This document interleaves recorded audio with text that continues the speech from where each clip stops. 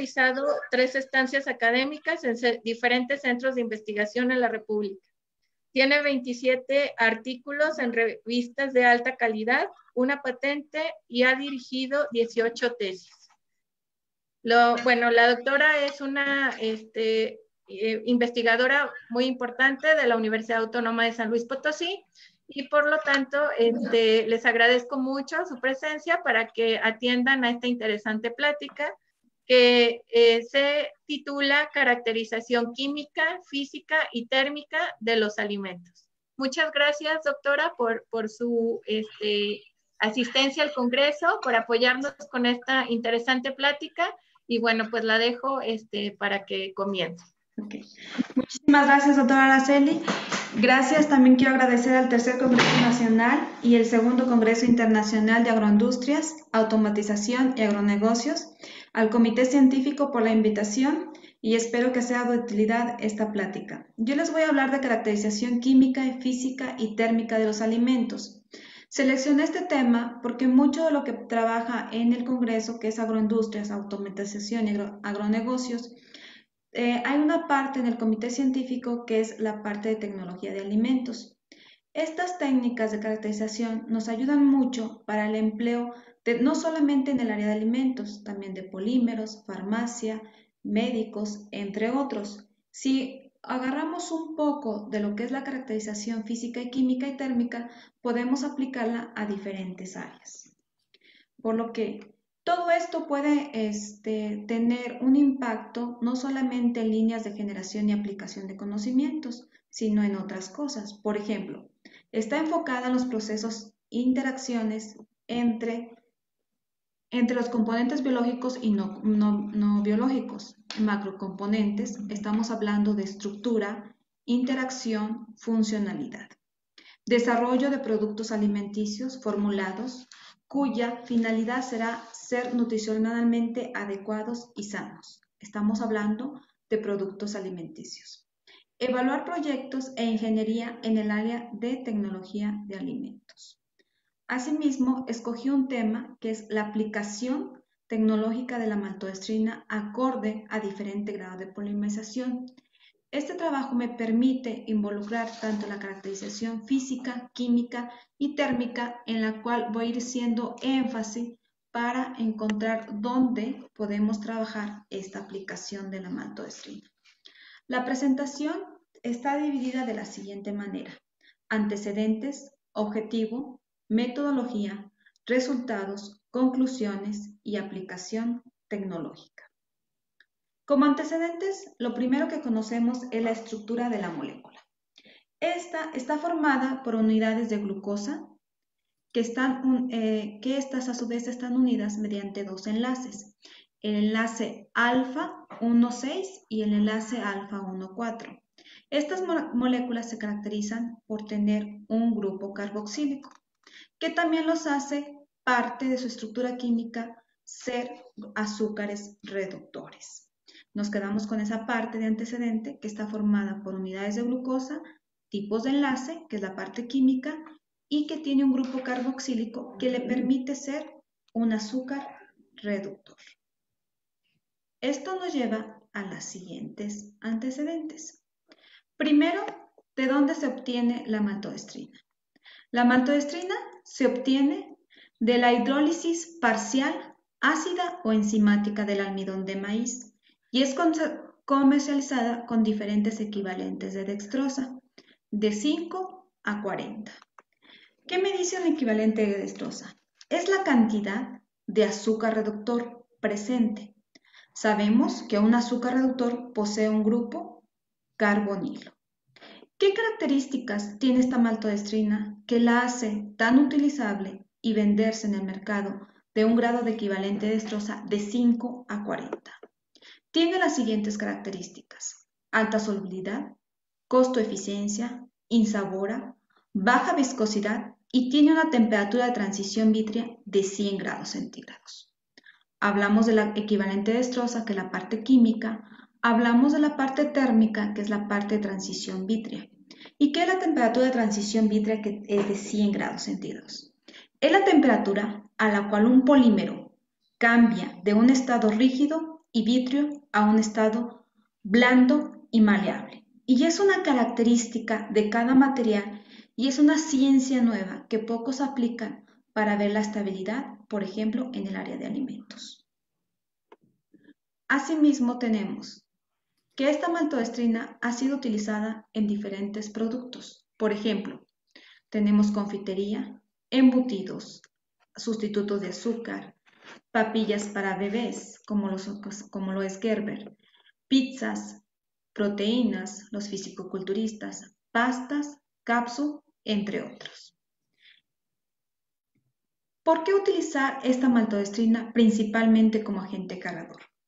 Dado que tiene las siguientes características: propiedades rheológicas adecuadas, capacidad de dispersión e emulsificación, no reacciona con materiales bioactivos, capacidad de sellar y atrapar dentro de una estructura al material a deshidratar, proveer de protección máxima al material activo, es económica y sus características térmicas como la TG. Esto nos lleva a que el objetivo de esta plática es establecer una relación entre el grado de polimerización de P y las propiedades físico-químicas de la maltodextrina, teniendo como antecedente el tipo de enlaces que tiene este polímero. En esta parte se trabajó con 4 tipos de maltodextrina. Maltodextrina grados equivalente 7, grado equivalente 10, grado equivalente 20 y grado equivalente 40.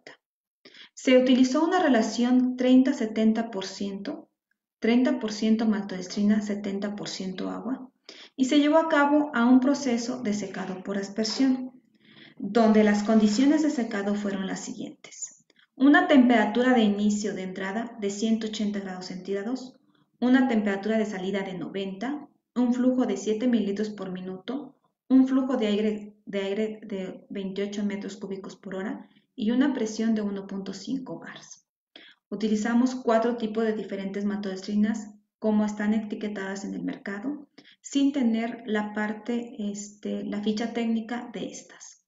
Únicamente tenemos que ambas maltodextrinas fueron trabajadas bajo estas condiciones y en una relación 30% 70%, 30% sólido, 70% agua.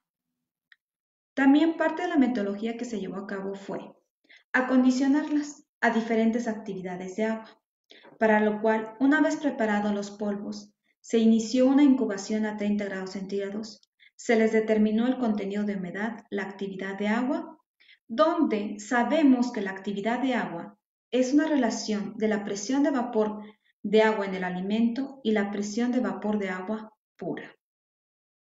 Asimismo, se les realizó estos tipos de isotermas me permiten tener isotermas de absorción, los cuales están divididos principalmente por 2 modelos.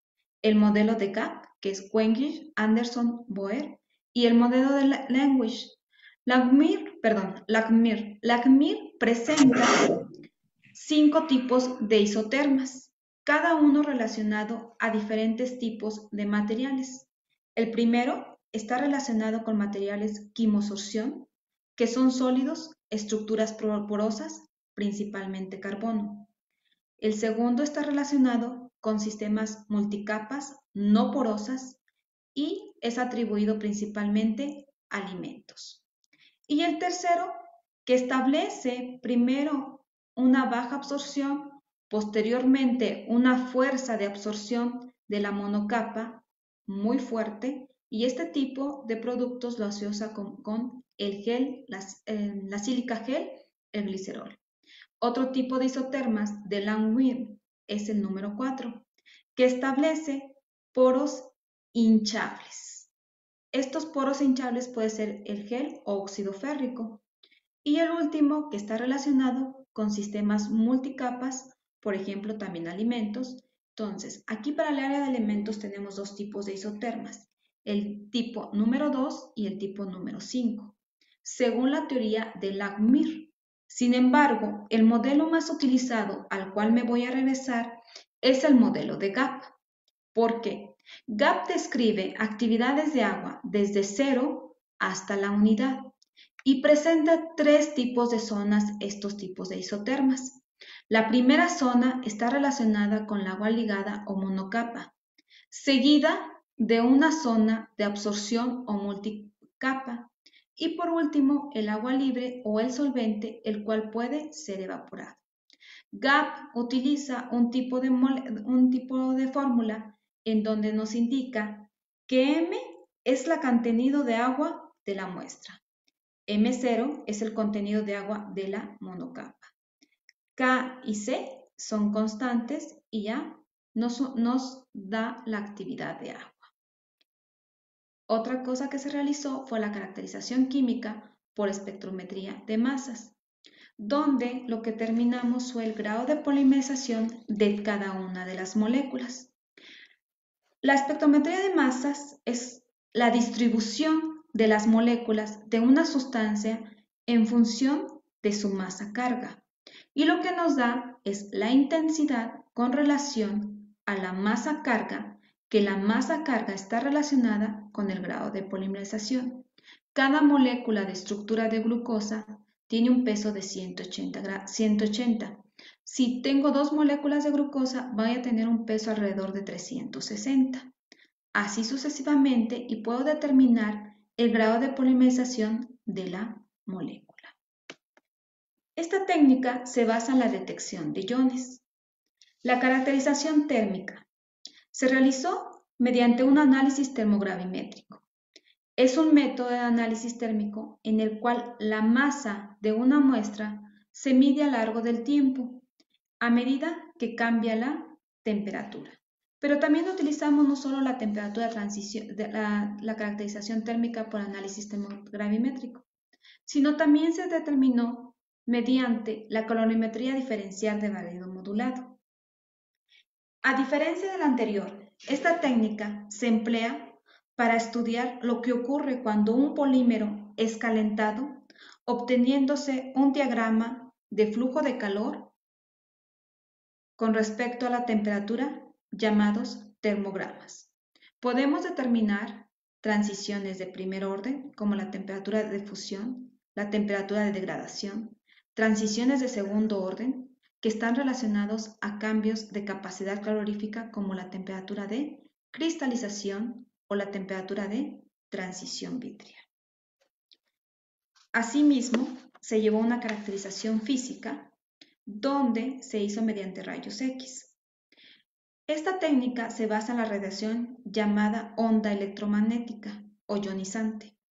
En este caso se usó un detector X Celadon y se obtuvo un barrido desde un grado 0 hasta 100 grados. Y lo que determinamos fue sólidos amorfos cristalinos y sólidos cristalinos. Asimismo, esta caracterización física se llevó a cabo por microscopía óptica. Lo que me lleva a los siguientes resultados. La primera parte, que es el grado de polimerización, que nos mide la cantidad de moléculas presentes en una muestra. Para la muestra comercial MC, etiquetada así, se obtuvo que la muestra tiene un grado de polimerización desde 2 hasta un 12. Para la muestra M10, que se comercializa con un grado de polimerización o grados equivalentes de 10, presentó desde 2 hasta un grado de polimerización de 16. Y para la muestra M20 fue de 2 hasta 21. Sin embargo, la muestra M40 presenta desde 2 hasta un grado de polimerización de 30. Aquí únicamente tenemos la caracterización química. Conocemos realmente la cantidad de unidades que se repite en cada una de las tipos de maltodextrinas. Tenemos 12, que es al final, 16, 21 y 30. Se vende empíricamente como MC, M10, M20 y M40. A diferencia de eso, nosotros tenemos ya establecido mediante una técnica de masas el grado de polimerización. Después tenemos los sistemas de absorción, que utilizando el modelo de GAP nos permite tener este tipo de diagramas, que es el contenido de humedad con respecto a la actividad de agua, desde 0 hasta la unidad. Podemos observar que las 4 maltodextrinas presentan un comportamiento muy similar hasta una actividad de agua de 4.5, de 0.45. Sin embargo, al acercarse a la unidad, la que presenta mayor contenido de humedad o absorbe más agua es la M40, a diferencia de la que absorbe menos contenido de humedad, que es la MC. Estos diagramas nos dan mucha información, nos permite establecer hasta qué actividad de agua la molécula no pierde el equilibrio y no pasa a un estado desequilibrado o un estado de mayor movimiento. Los resultados de análisis termogravimétrico. Presentamos igual A, B, C y D. Si se fijan, la información indica que para cada muestra tenemos los mismos colores, ¿sí? Estamos manejando la misma coloración y la misma nomenclatura. Entonces, MC, M10, M20 y M40. Aquí podemos ver que una maltodextrina MC tiene una temperatura de fusión mucho mayor, casi 325. A diferencia de la M10, M20 y M40, que esa temperatura de fusión está abajo de los 325. ¿Qué me permite conocer esto en la industria? ¿Qué tipo de uso voy a hacer y qué tipo de aplicación? Para sistemas de temperaturas altas, es más recomendable utilizar una MC que una M40, ya que esa temperatura de fusión está arriba de los 325 grados centígrados. Este análisis termogravimétrico TGA se puede acompañar con un análisis de DCC, donde lo que determino es la temperatura de transición vítrea, la cual está relacionada, jóvenes, principalmente con cambios de estructura amorfa, depresión de temperatura de transición vítrea, aumento del volumen libre, incremento de la movilidad, y todo esto nos lleva ¿a qué? A la vida de anaquel. Estos resultados indican que para una MC tiene una temperatura de transición vítrea cerca de los 100 grados centígrados. Una M10 está cerca de los 90 grados centígrados sin contenido de humedad.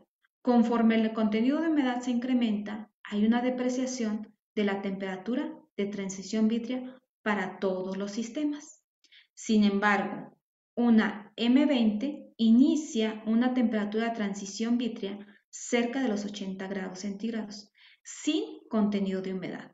Conforme se va absorbiendo humedad, llega hasta una temperatura de transición vítrea de 0 grados centígrados, a diferencia de una M40 que inicia en una transición vítrea de 50 grados centígrados. ¿Por qué es importante esta información de análisis térmicos? Por ejemplo, una maltodextrina que tiene una temperatura de transición vítrea de 50, como es vamos a ir a los dos extremos, como es el caso de la M40, no puede ser utilizada en un proceso de secado por aspersión, dado que este proceso va a colapsar. A diferencia de una MC, que tiene una temperatura de transición vítrea de 100 grados centígrados sin humedad, sí se puede aplicar para un secado por aspersión, dado que va a fluir y vamos a tener unas partículas amorfas. Tenemos esos dos datos. Continuamos con la información. Vemos los resultados a través de la micrografía. ¿Qué pasa con la micrografía? Nos permite observar y dar un producto al industrial. Podemos ver que la MC, M10, M40 y M20 a una actividad de agua más baja, que es el caso de 0.070, se encuentra en un estado completamente amorfo, sólido. Conforme se incrementa la actividad de agua y hay absorción de humedad, podemos ver que a una actividad de agua, que es el caso C, de 0.434, la M40 empieza a tener una formación como estado caucho y la M20 empieza a ser una maltodextrina quebradiza. conforme se incrementa y hay un punto de partida crítico para la estabilidad y la vida de anaquel de este sistema, se presenta a 0.532, donde lo que podemos observar es que la MC y la M10 aún se encuentran en un estado amorfo. Sin embargo, la M40 ha sufrido un estado caucho, tiene sistemas porosos que han absorbido la humedad, a diferencia de la M20 que no ha rompido la barrera de su equilibrio, ¿sí? Sin embargo, actividades de agua de 0.718,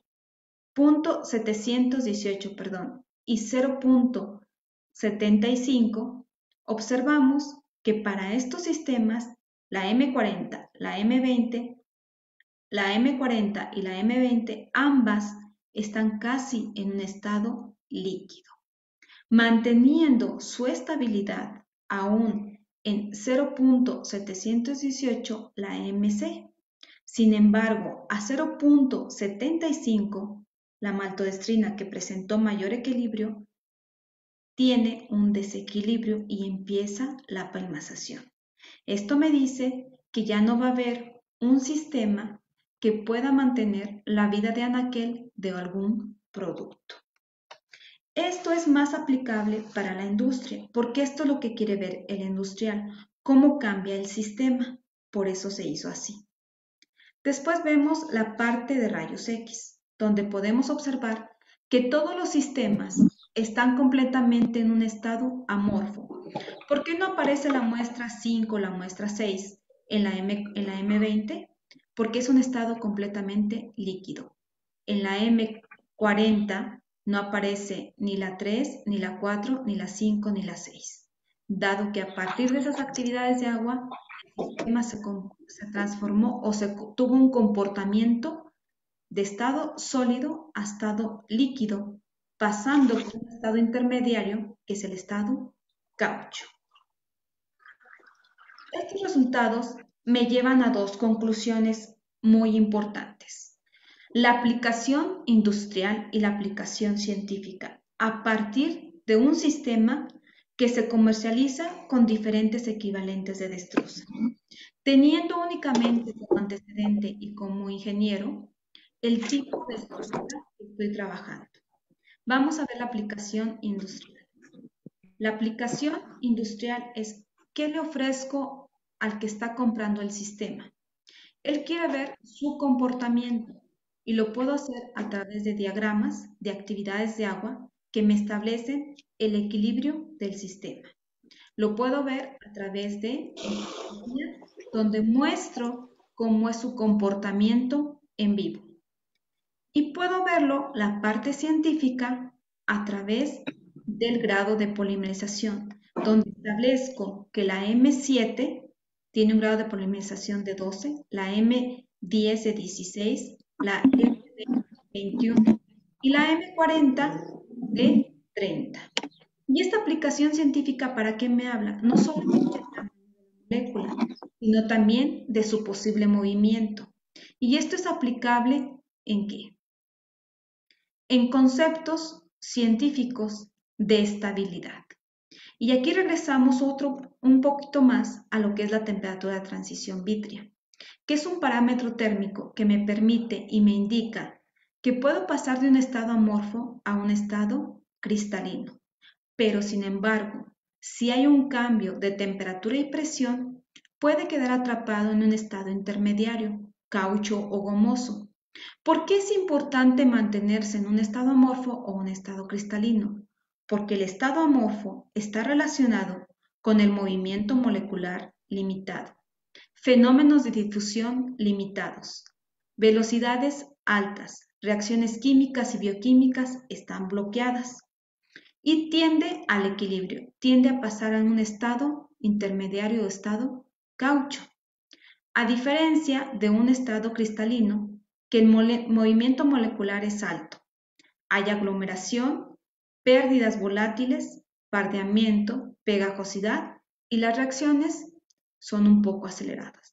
Por eso, este diagrama, entenderlo de un TG de un sistema en estado amorfo y estado cristalino, me permite determinar la estabilidad de un producto. Y todo esto está relacionado con un tema novedoso que es la temperatura de transición vítrea. Asimismo, ¿por qué se escogió este trabajo? Este trabajo fue para la industria, principalmente sustitutos de azúcar, donde se les indicó qué tipo de maltodextrina utilizarían dependiendo de qué, del equivalente de dextrosa, grado de polimerización, temperatura de transición vítrea, la presencia de azúcares reductores, el peso molecular y la estructura química, por lo que se decide o trabajar con un tipo de maltodextrina 7. Aquí les presento algunas referencias bibliográficas de este trabajo y sería todo por mi parte. Muchísimas gracias. No sé si tengan algunas preguntas.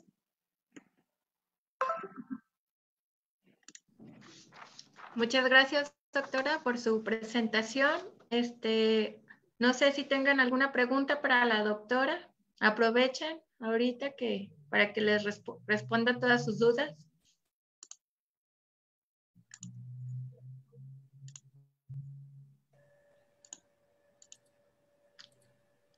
Yo tengo Todo una bien, duda. maestra. A ver, primero, sí, Héctor. No le digo que sin dudas, pero usted dígala. Gracias, él no tiene dudas. Bueno, de este trabajo que ustedes hicieron a la industria, ¿qué obtuvieron, Zenaida? ¿Qué fue lo que ustedes encontraron? Mira, nosotros encontramos que utilizar una maltodextrina comercial, nosotros no la sintetizamos, las compramos. M7 les aporta mayor estabilidad y por lo tanto la cantidad de maltodextrina en un azúcar sustituto puede ser menor. Si tú utilizas M7, que es la que presenta mayor equilibrio, mayor temperatura de fusión, un estado amorfo, una estabilidad, tú puedes usar unas cantidades de abajo de 1 gramo de este tipo de maltodextrina. Por ejemplo, comparemos dos sistemas como ustedes agroindustriales. No es lo mismo la humedad relativa en Tamazunchale que en Salinas y que la zona centro. Si yo pongo las 4 maltodextrinas al ambiente en esos 3 diferentes lugares, yo voy a tener a lo largo del tiempo un desequilibrio y voy a tener en Tamazunchale un sistema líquido en menor tiempo. En Salinas voy a tener un estado cristalino, grueso, como si estuvieras cristalizando azúcar a lo largo del tiempo, pero no va a perder el equilibrio por las condiciones de humedad. Si tú te das cuenta, el empaque del azúcar sustituto es papel. No querían poner un plastificante que lo protegiera. Aún así, con papel y que sí hay intercambio de humedad a diferentes temperaturas y presiones y en diferentes condiciones, se mantiene el azúcar y se mantiene la estabilidad del sistema. Eso fue lo que les vendimos. ¿Cuánta cantidad y qué tipo de maltodextrina utilizar? Nos permitieron publicar los resultados, dado que no, cuando yo hago una conferencia, sí digo la aplicación en qué, para que la gente lo entienda. Si tú lees el sobre, dice maltodextrina MC, pero nosotros sabemos que es M7. Pero lo podemos trabajar en conferencias, pero no en publicaciones. La publicación no venía a qué estaba dirigido, por eso se colocó aplicación tecnológica dependiendo del grado de polimerización de la maltodextrina. O sea, hicimos un cambio completamente. Se vendió, sabíamos a qué producto y lo que obtuvimos fue una publicación, pero dando una aplicación tecnológica utilizando un término químico, grado de polimerización. Eso fue lo que nos permitió abarcar 2 mercados y hacer el uso de esas maltodextrinas para 2 vertientes, tanto la industria como la parte científica. Por eso lo seleccioné, porque dentro de este congreso vi que hay mucho trabajo de tecnología de alimentos. Por ejemplo, aun cuando no contamos con un masas, con un TGA, con un DCC, podemos contar con unas técnicas colorimétricas para determinar azúcares reductores y lo podemos relacionar con la cantidad de moléculas que tenemos. ¿Sí o no? Aun cuando no contamos con una estructura, con un microscopio o con un SEM, podemos hacer la actividad de agua y podemos ver cómo cambia nuestra estructura de sólido, cristalino y caucho. Y eso se le puede vender perfectamente al industrial porque lo está viendo, ¿sí? Al nosotros a sacar la investigación, metimos la parte científica con equipos muy caros, pero también metimos la parte que ellos nos pedían, que él puede ver. Él te va a comprar lo que él puede ver.